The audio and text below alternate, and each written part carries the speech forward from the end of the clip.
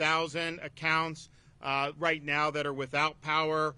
Looks like a majority of those are TECO, but you also have some with FP&L and Duke. And you know, the co-ops, they got it done very quickly. And they didn't have as many as the investor-owned utilities, but they did a really good job, and they brought in a lot of people as well. So, and in terms of the impacted counties on power, every place except Hillsborough is under 10%. And most are, Pasco is now 3%, and I know you've got some TECO accounts, I think, in Pasco that they're working on. And Hillsborough is about 12%, and I know they have a very aggressive timeline for today. I think you're going to see a lot more progress, and so we really appreciate everybody that's worked hard on that.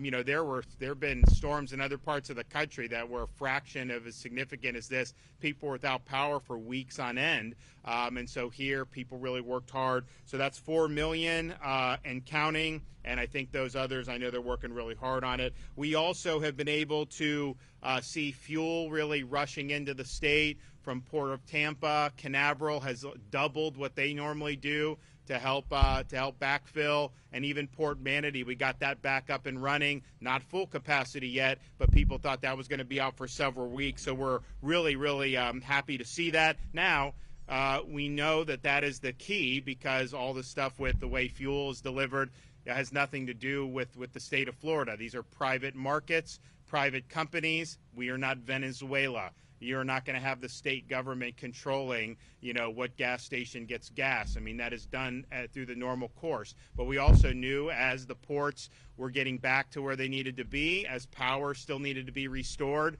to some gas stations over the weekend, that we wanted to be able to do what we could do to be able to help with the effort. And so we have now dispensed, just from the state, over 2.5 million gallons of gas free to the people of Florida. So we've done regular gas, we've done diesel. Some of that has been just backfilling stations who needed it, and they weren't maybe able to get it from the port. But a lot of it has been our fuel sites that we've set up. So we've had these all throughout the affected area. Right now we have 10 open throughout Florida. Tropicana Rail Yard in Bradenton, Plant City Stadium in Plant City, Central Lot Parking Lot in St. Pete, Charlotte Sports Park in Port Charlotte, St. Pete College in Tarpon Springs, East Bay Raceway in Tampa, Bradenton Motorsports Park in Bradenton, Gulfview Mall in Port Richey, Wiregrass Mall in Wesley Chapel, and Largo Mary Grizzle State Office, of course, in Largo, Florida. You can go to floridadisaster.org/updates if you want to see where those fuel sites are. Now, you know, well, obviously we want to be helpful on that, but you are seeing a lot of fuel is moving. And initially we did a lot of escorts with Florida Highway Patrol and Dave Kerner. I know they're still doing those when needed. But you have had a lot of fuel come into Tampa now over the last couple days, and so that's a really good sign. But we're happy to have had that gas on hand and prepared, and we're able to get that out to people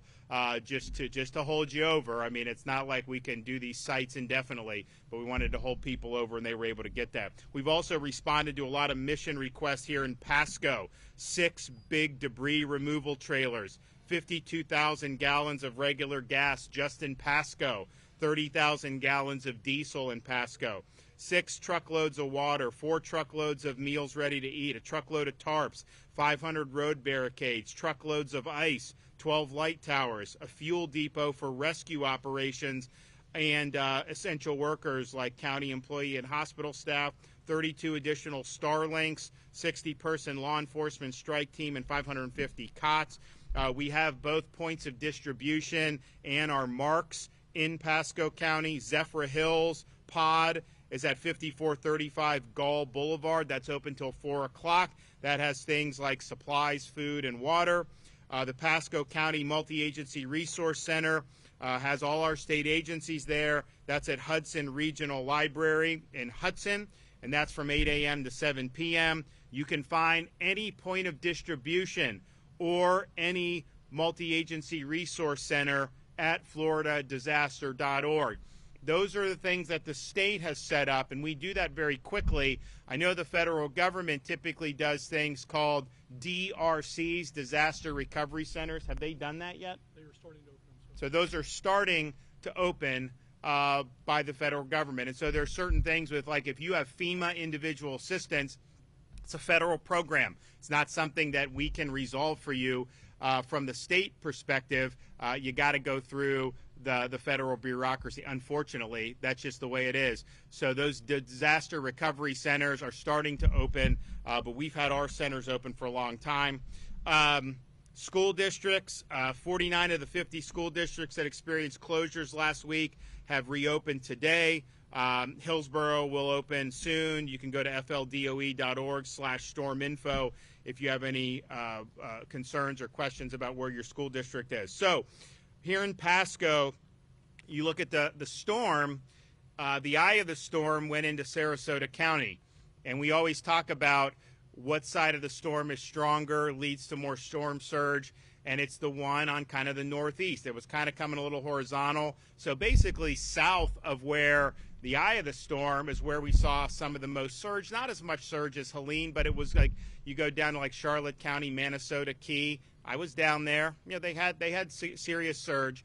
You also had wind, but I think what we saw is that you didn't have the storm surge in Tampa Bay here. It actually sucked it out, and I think some of the areas in Pinellas and Hillsborough reported negative storm surge, but you had huge amounts of rainfall, and the northern part of the storm was just so wet, and so you have places in Pinellas, Pasco, Hillsborough, Polk that just got inundated with water. And so you had 10 to 15 inches that occurred along and east of I-75 corridor. Both inland and riverine flooding has been observed. Clearly, there were multiple places within Pasco County that have seen that. And we've had joint operations between maritime aviation and crisis response units. We had 300 civilians rescued by the Florida State Guard after becoming stranded in their neighborhoods due to rising riverine floodwaters here in Pasco. Obviously, the Sheriff's Department has made a lot of water rescues. You know, some of these floods were not necessarily like that was going to go over your house and that people were going to drown, but it was, you know, there's debris, there's down power lines, it's hazardous, so they were able to bring those residents to safety, and we're glad of that, but you still have a lot of water. So at my direction, Florida Division of Emergency Management has deployed 7 floodwater pumps to the Silver Oaks community here in Zephyr Hills, with another 20 pumps on the way for additional support. We have been at the state level executing pumping operations in this area since before Hurricane Debbie. Remember that? Everyone's forgot about that. That was 2 hurricanes ago. We've also deployed a flood barrier to surround the lift station in Silver Oaks community in order to make repairs. We've also deployed a human services needs assessment team to provide support to residents who need to find new housing because of storm damage. The Division of Emergency Management is supporting the operation of 2 shelters for displaced residents in this area. The Fasano Regional Shelter, which also serves special needs individual, that's 11611 Denton Avenue in Hudson. And then the Wesley Chapel Recreation Complex, which is a general population shelter, 7727 Boyette Road in Wesley Chapel. So thanks for FDEM for getting that available for our residents. Now, we also have an ability to help people through charitable giving and through private organizations. We started something, or at least, you know, made it a big deal, called the Florida Disaster Fund. Hurricane Ian, we raised and distributed $63 million for folks who are in need, and there's a variety of ways that we do that. In the aftermath of Hurricane Helene, we started it up. We raised, you know, a few $1 million. It wasn't bad, but now that Milton has come, it's raised more money. So they're over $12 million. I think they're going to continue to raise some decent money here in the coming days, and we appreciate all the major entities who helped do that, including Lennar Corporation, who donated $5 million to the Florida Disaster Fund, as well as Walmart, who donated $1 million. Now, through the Disaster Fund, we've been able to cut red tape, and we've been able to get assistance to people who need it. So I'm proud today to say through the Disaster Fund, I am here in Pasco County to award $500,000 to support nonprofit organizations that operate in Florida and provide free muck and gut services, free debris removal, free tarping, free temporary home fixes, and other volunteer services to those whose homes have been damaged or destroyed by any of these hurricanes. Each of these organizations has been on the ground in Florida following both of these more recent hurricanes, and they're going to continue to help Floridians who were devastated by the storm. So we're going to apportion the money, $50,000 each, to as follows. Team Rubicon, who was here after Helene. They've been doing things like muck and guts, tree trimming, and repairs to homes and businesses, and they're going to continue doing that work for folks in this area. Tool Bank USA, they provide tools to many of the organizations that we have recognized and award with the Disaster Fund. So Tool Bank USA was launched with the idea of neighbors helping neighbors by giving their time and loaning their tools to do home repairs for their neighbors. They provide the tools, staff, and various size trailers to community-based organizations and their volunteers at no cost following a disaster. And I saw this after Hurricane Ian, massive trailer. And like if you're a fix-it guy or a handyman, like everything you would want, you just go do it. You do the work and you can go. And these groups use it, and it's really, really cool. So we're glad that they're in the fight. Florida Baptist Convention Disaster Relief. It allows the Disaster Relief Ministry to act immediately and effectively to help people, provide food, tarping, and assisting with muck and gut and debris removal. Faith Responders was founded by a group of Methodist pastors and church members in the aftermath of Hurricane Ian and Hurricane Idalia in Florida. And this year they've responded to support Floridians impacted by not only these hurricanes, but also tornadoes. And we had some in Tallahassee earlier in the summer. They do debris cleanup, muck and guts, and supply distribution. We're also awarding $50,000 each to the following groups who are not able to be with us here today: Samaritan's Purse, Rebuilding Tampa Bay, SBP, All Hands and Hearts, CWS, and Plain Compassion Disaster Response. So we appreciate what these groups can do. We have confidence in their mission, and I know the people of Florida are going to be thankful. We're also trying to help as we find people that are in need. We have our Hope Florida volunteers and Hope Florida employees who go out into the communities and try to assess needs. We were able, through the Florida Division of Emergency Management's nonprofit foundation, to purchase a lot of Walmart gift cards. And so we have $100 Walmart gift cards that, when appropriate, will be handed out to people that have either been displaced or that have significant needs. So we appreciate being able to use those gift cards, and we will definitely work to get those in circulation where it's going to matter. You also see us here with Lowe's. Why do we have that? Well, because we're able to announce Lowe's Home Improvement has donated 250 flood buckets to Volunteer Florida to distribute to individuals who are cleaning up their homes after flooding.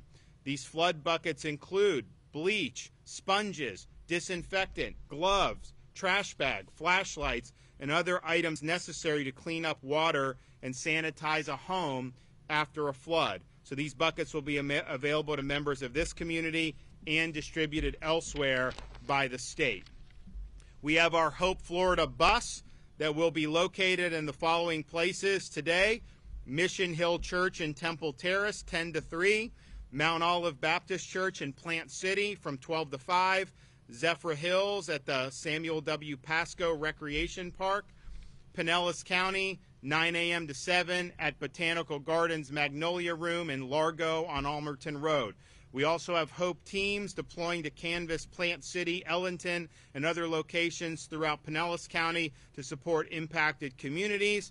They go door to door, they bring supplies, some of them will bring these gift cards, and they've been able to help thousands of people by going out into the communities and not just sitting back and twiddling their thumbs, but actually trying to make a difference. Imagine that. You actually have government that is responsive. Insurance villages. So we are going to have, I see wind damage, and so the regular traditional homeowners insurance, and then a lot of the flood damage. I would imagine most of that's going to be the National Flood Insurance Program through FEMA. But the guy that oversees this in Florida is the Chief Financial Officer of Florida, Jimmy Petronis. And what he has done is launched insurance villages across the state to help policyholders with filing claims related to both Milton and Helene. The first site opened in Manatee County yesterday at the Bradenton City Hall.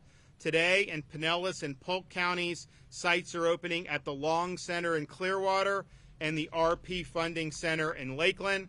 Tomorrow, a fourth location will open in Hillsborough County at the Plant City Strawberry Festival. Each location will be open 9 to 5, 7 days a week, and will remain open as long as there is demand in each location. So again, if you have concerns about that, State Chief Financial Officer Jimmy Petronas has Insurance Villages.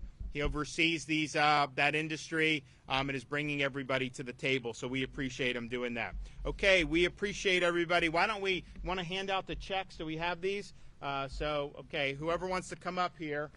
We've got Rubicon. You guys want to come? Tool Bank? Yeah. All right. Who else? State Responders, and Florida Baptist Convention. Florida Baptist. Right here. All right. Get over here. No, okay. Yeah. Pose a picture right there. There we go. All right.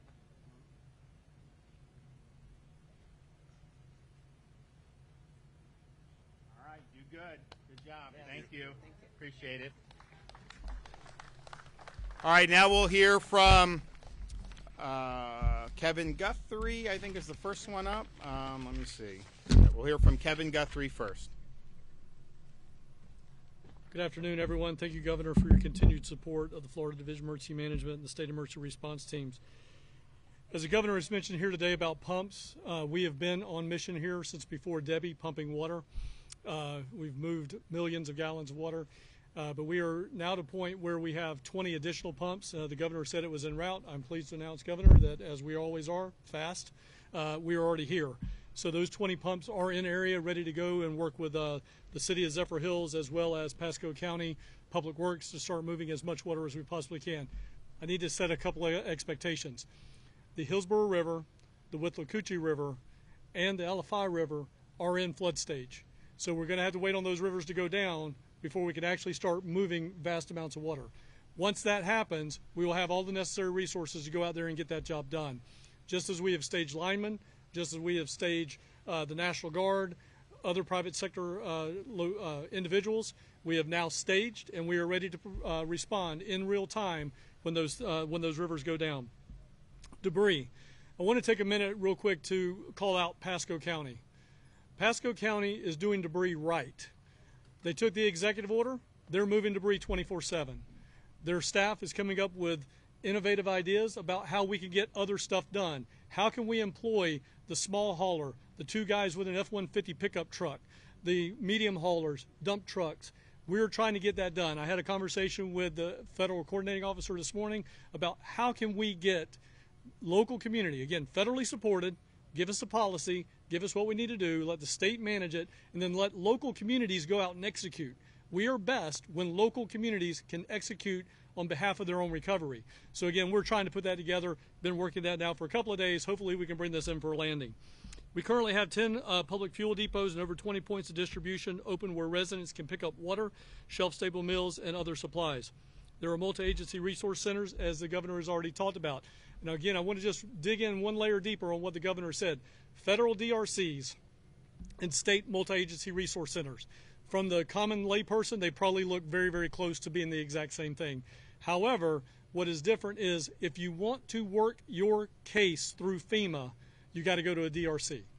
However, at a multi-agency resource center, we can help you register with FEMA. We can sit down at an iPad, a tablet with you, a computer, and help you get registered, and we will do that. We have people there that will help you get that done. But if you want to ask, why didn't I get approved for that? Why did I get denied for this? That is at a DRC. That's the biggest difference between the two. For information on where these are at and all the resources that are available to you, please go to floridadisaster.org/updates for those locations. As we continue to see rivers now crest and in some handful of cases rise, please make sure you're staying out of the standing water, as it can pose a significant health risk to you and those that are in it. It could be full of bacteria, displaced wildlife, and can even be deeper than you think. Having been a former resident here in Pasco County, even just up the road in Dade City for a short time, I will tell you there's a lot of wildlife in the Green Swamp, which is just to our east from here. All right, so again, please keep that in mind. Assistance is available to residents who receive damages from Milton. Residents can apply by visiting disasterassistance.gov, downloading the FEMA app, or calling 1-800-621-FEMA. That's 1-800-621-3362. If your home has received significant flood damage, ensure that your electricity is off and that you're wearing appropriate safety gear before entering your home. We have been approved for FEMA Clean and Sanitize Assistance, so if you've applied for FEMA assistance, this is a one-time payment of $300 for residents to help get stuff to clean and sanitize their homes. These Lowe's buckets is like an immediate, Band-Aid, but you're going to probably need more supplies. So that FEMA Clean and Sanitize is a $300 check that they will send to you so that you can help out with cleanup costs. If you require assistance, please do not fall for scams. If there is somebody that's at your door saying, I can fix this for $100 cash today, $1,000 cash today, and we will come back, that's a deposit, but I need it in cash, please don't fall for that. Get their name, take a picture, let us know. The Attorney General is more than welcome to, or more than happy to start investigating that. The Department of Business and Professional Regulation as well. Make sure you check their license. Go to the Florida Department of Business and Professional Regulation and check their license at myfloridalicense.com. If you need help, we will send you help. Josie's team at Volunteer Florida, as well as other nonprofits, will help you out. Our number one place for that type of assistance is crisis cleanup. You can go to that. You can contact them online on the phone at 844-965-1386. That's 844-965-1386. They will help you with muck outs, tarps, tree removal, and a lot more. If you have roof damage, I'm happy to announce that FEMA has turned on Operation Blue Roof as of about 9 minutes ago. And you can now go and qualify for actually getting the U.S. Army Corps to come out and help you put a tarp on your roof. So you go to the U.S. Army Corps of Engineers Blue Roof Program. It is a free service. Again, it is a free service. If somebody's trying to charge you to put a blue roof on, tell them to go away. Residents impacted by Hurricane Milton can sign up for this no-cost service by visiting blueroof.gov. Again, that's blueroof.gov. Or you can call 888-ROOF-BLUE. That's 888-ROOF-BLU to have somebody come to your house. Eligible residents can apply now through Tuesday, November the 5th. Again, state assistance information line is available at 1-800-342-3557. Again, that's 1-800-342-3557. And as always, this is the point in my talkers that I say, I've given you a whole lot of numbers and a whole lot of stuff. The places you need to go to get all of that information in one-stop shop, floridadisaster.org/updates, or you can get all of this information by following us on our social media platforms. It's at FLSERT on X and Instagram, and at FDEM on Facebook. I appreciate your support, Governor. We could not do this without you, but you make it easiest for us to do that. Thank you. And good afternoon, it's the shortest one.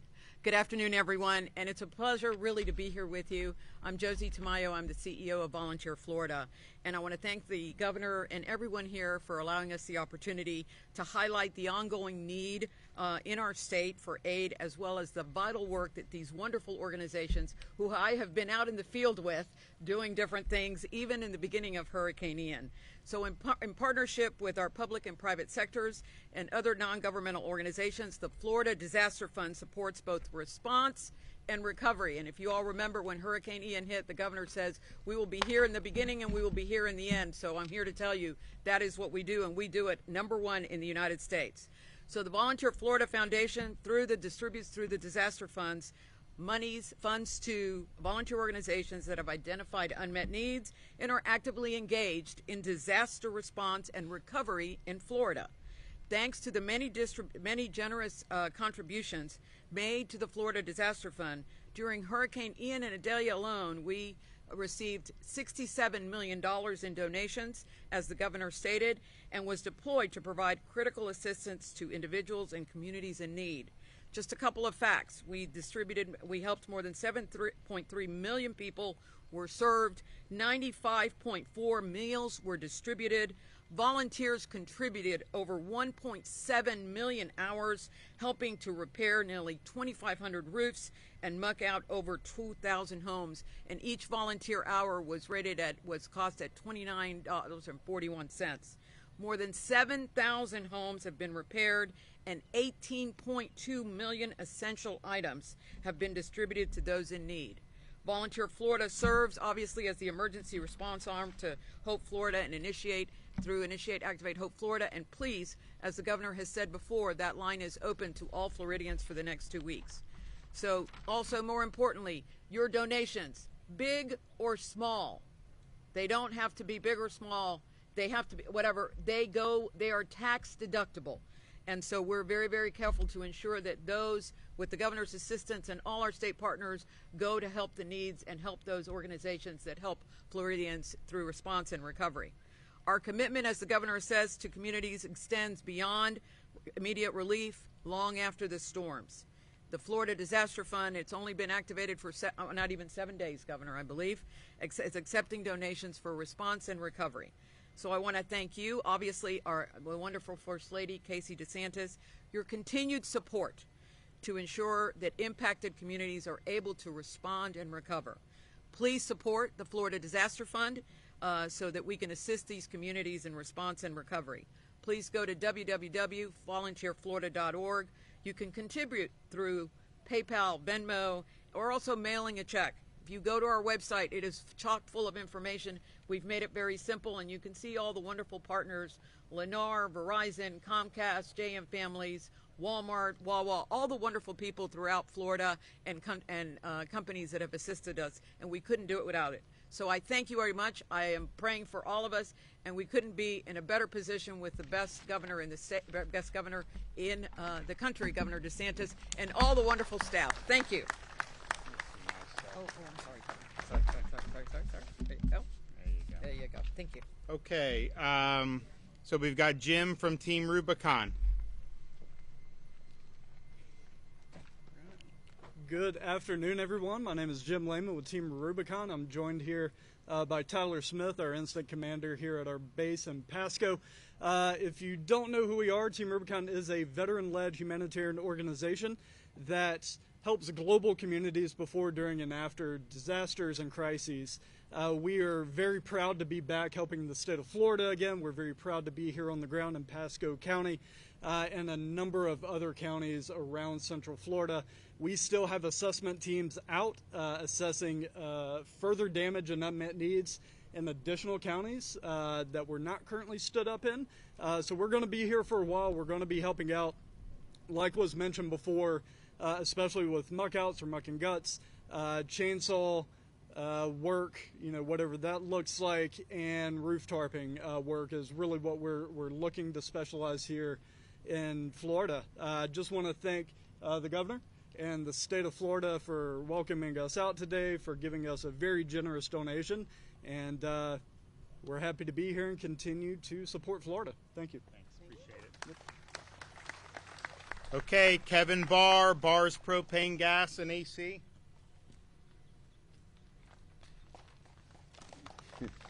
Thank you. First of all, I'd just like to thank some people. Governor, what you've done for our propane gas industry after Hurricane Irma, we could not get propane delivered. We called you, they were on the road. We've already had over 100,000 gallons delivered to our plants since the hurricane. That would not have happened without you. Thank you very much for that. We are working 7 days a week at our company to try to get generators, food banks. This used to be a shelter here. We have a 1,000-gallon tank behind that. We're doing everything we possibly can. I want to thank my employees. They are just absolutely, I'm not sure how they've slept at all. We have worked 7 days a week. We've kept our plants open. We had no power at any of our plants. All right, we put out a thing that we needed help.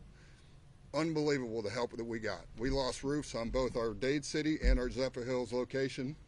And right now we were up and running the second day at each location with generators, with anything we needed. All right. The community that we have here is special. Anybody that lives here understands it. Betmar Acres, all right, the city of Zephyr Hills, this place is just incredible. My mother lives here, all right. My sister is one of our employees, okay. She's also the mayor of Zephyr Hills. She has been working night and day to try to make sure that everyone has propane gas that needs it, okay. Our air conditioning company, right now when the power comes on, you understand that a lot of these motors and other things, they just don't like voltage drops and voltage, raises. So we're working night and day to try to get everyone air conditioning, because after you get power, the first thing you want here is air conditioning. So we are doing the best that we can possibly do. We are all tired, but sir, I just cannot thank you enough. Thank you, sir. All right. Well, thanks for your hard work. I know they've worked really hard with everything to get everybody up and running, and that's the one thing about the hurricanes. When you have when you have a hit, interruption in power, even very rapid restoration to do over 4 million like they've done in this storm has never been done that quickly. But it could be really hot and nasty. People want the AC. We are going to have, I think, the next 2 days, the temperatures are going to drop, which I think we all will probably look forward to one way or another, particularly these guys out here working hard on the muck and guts and all that. But we appreciate everyone that's really worked hard throughout all this. We've got a lot more work to do, but I just thought back to, President Reagan used to say, the most terrifying words in the English language are, "I'm from the government and I'm here to help." And there's a lot of wisdom in that, but I don't think the Gipper ever saw Florida respond to a natural disaster, because we get after it and we actually do make a difference. And that's the folks here locally in Pasco and our other counties and cities. That's Kevin and his team at the State Emergency Response Team, working hard to make a difference. And we really believe that we want to see rapid restoration of services rapidly as possible, get the debris gone, and get people back on their feet. And that's been a really, really good culture that's been created here. And I know people have made a big difference. So thank you for everybody that's been involved with that. We got more work to do, but we're happy to be here making a difference today. Okay, does anyone have any questions? Okay, you guys take care. Bye-bye. That was easy. I was ready for questions.